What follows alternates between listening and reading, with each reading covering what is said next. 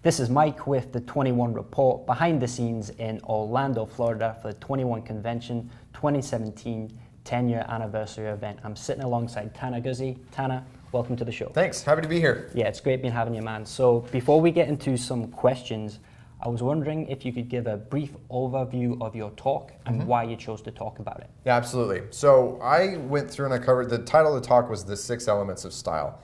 And one of the big reasons that I covered what I did is, one, most men today when it comes to self-improvement are really anxious and active when it's like, I'm going to improve my fitness, I'm going to improve my social skills, I'm going to improve my finances.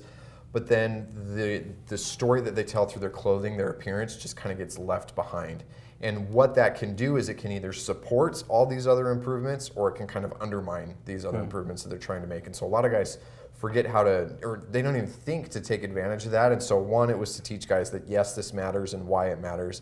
And then two, as I walked all these guys through the 6 different steps, it was basically helping them understand that it's not a prescriptive thing. That good style does not mean that you wear a suit or that you're into streetwear or anything else, but you have to factor in things like your body, your style archetype, the different tribes and cultures that you belong to, your own personal taste, your different environments, and then how much effort you want to put into your style. So those 6 different things.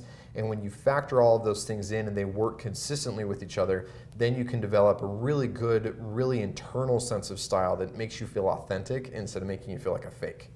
So of those 6 steps, those 6 elements, is there one factor that if, say, a guy wants to improve his style, is the one that you should focus on first, or do they all equally matter? So they all matter, but it's really established kind of like a pyramid, because within each one of those, as you move up the hierarchy, then they become less and less important. And so the first one is your body.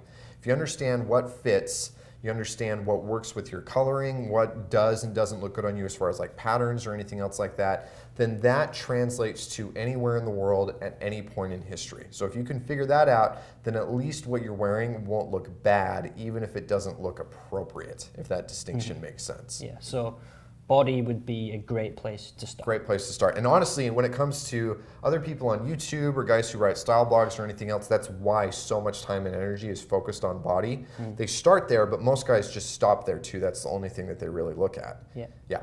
Awesome. So what is the difference between men and women when it comes to dressing well? Ooh, I like that. Okay, so we have different aesthetic goals, just like we have different goals with other things in life. And for me, having done this for so long, it's really easy to see men who are dressed by like their girlfriends or their wives or anything else, because when you think about kind of like sexual prerogatives or what it is that we are trying to accomplish when it comes to relating to the opposite sex or even relating to our own sex, women benefit from youth, from fertility, from kindness and friendliness and all these other things. And so if you can communicate attraction and comfort through those things with their clothing, which is why they want to look younger, which is why they make their eyes look bigger and their lips look bigger through their makeup. It's why they wear dresses or skirts that flow or even their pants that are higher weight. All these other things, it's designed to look attractive and beautiful in a way that you're maximizing youth, fertility, kindness, those kinds of things. For men, youth is a liability, right? It's a lack of experience.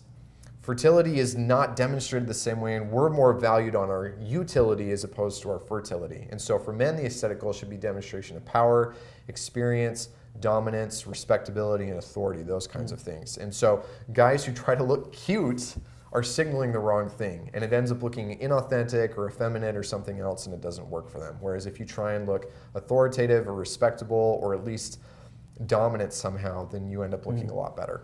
So what is the biggest mistake you see men make when it comes to, upping their style and looking better?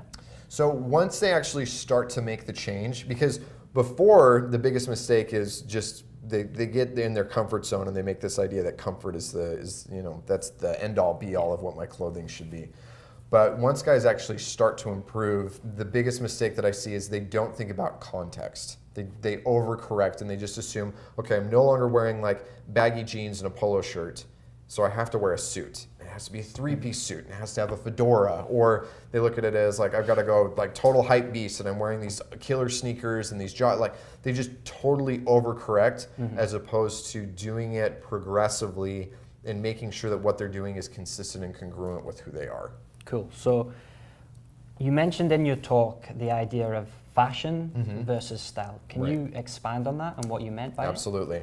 So the way that I look at it is fashion is a 4-letter word. Like fashion it's a no-go zone. And the big reason why is because fashion is the external world telling you as a man what you should be wearing. And there's a component of that because the way that other people perceive your clothing does impact how useful it is for you. But what's much more important is for you to know and establish who you are as a man, and then to use your clothing to express that to the rest of the world. So rather than you being the receiver and the fashion industry or other people in the world being the feeder, that's fashion. Style is you being the feeder and everybody else being the receiver. Mm-hmm. So Tanner, this has been your second time ever speaking at the 21 convention. I wanted to ask, how has this 10-year anniversary event, have you seen any difference between a year ago and today, this event? Yeah, one of the big differences that I've noticed is just the level of the guys who are here as attendees is just higher. Like you can tell that, and some of these guys, even if it's their first time, just the audience that's being appealed to, it's just better guys. Like it's guys who are really putting to action the principles that are talked about on the YouTube channel, that are being talked about by the other speakers.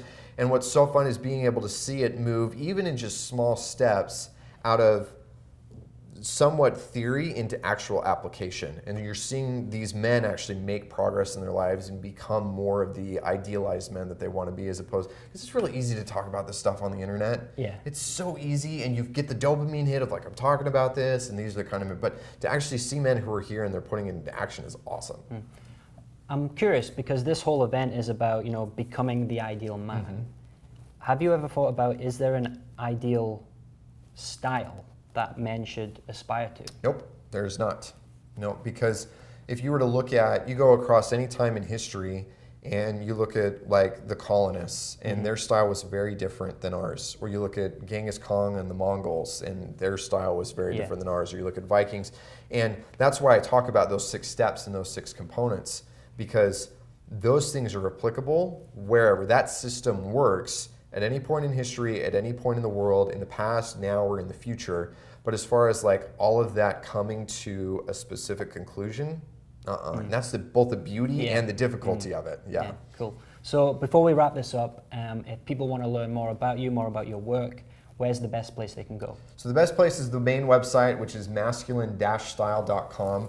On top of that, I run a YouTube channel. That's where most of my new content comes out. And so you can just go to YouTube and then look up my name, Tanner Guzy, or look up Masculine Style.